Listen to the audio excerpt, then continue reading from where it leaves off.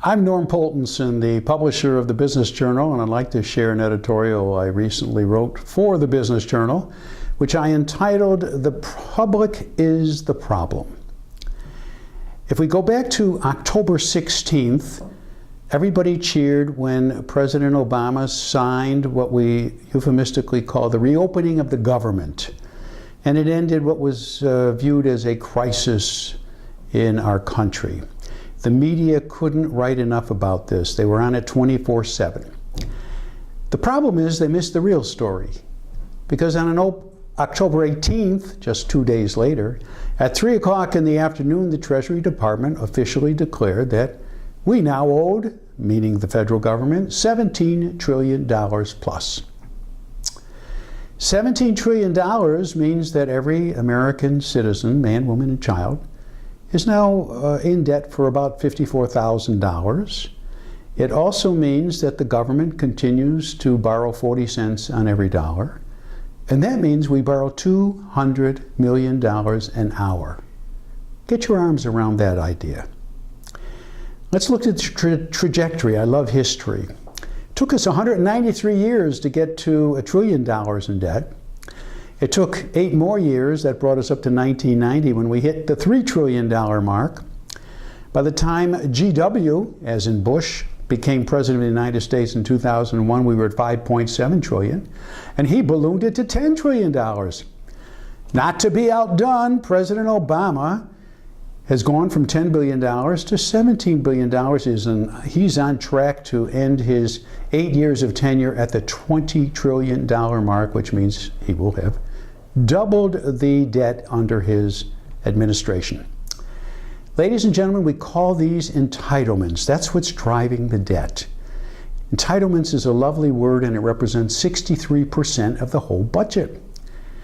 And I think there was a gentleman named Samuelson who wrote an article recently in the Washington Post about the fact that we ought to get rid of the word entitlement. And the reason is it doesn't describe a program. It's just sort of this vague idea. It doesn't look specifically at Social Security or Medicare or Medicaid or dozens of other programs in which millions of Americans are recipients. The problem with the word is not only that we don't examine real problems or real programs to evaluate them, the problem is that we think it's untouchable because the word entitled means I'm entitled to it, I paid into it, or I'm supposed to get it no matter what. In other words, we think it's untouchable. Unfortunately, the Supreme Court told us it wasn't untouchable back in 1937. And it was the first time they dealt with a case in Social Security, and they said, Social Security is a tax, and it's a tax in order to offer welfare benefits. In 1960, they reaffirmed the same idea that you have no property rights to your Social Security. This concept applies to everything that Congress has inaugurated, because at a whim, Congress can change Social Security, they can change Medicare, they can change Medicaid, and every other program that they have instituted. But entitlements continues to drive our problem. And the real problem is, the polls keep telling us that the overwhelming majority of our citizens don't want to pay more taxes. The same citizens, by a 90% rate, don't want you to touch their benefits. So here we live in this bipolar situation where we want two conflicting things and we're not willing to budge.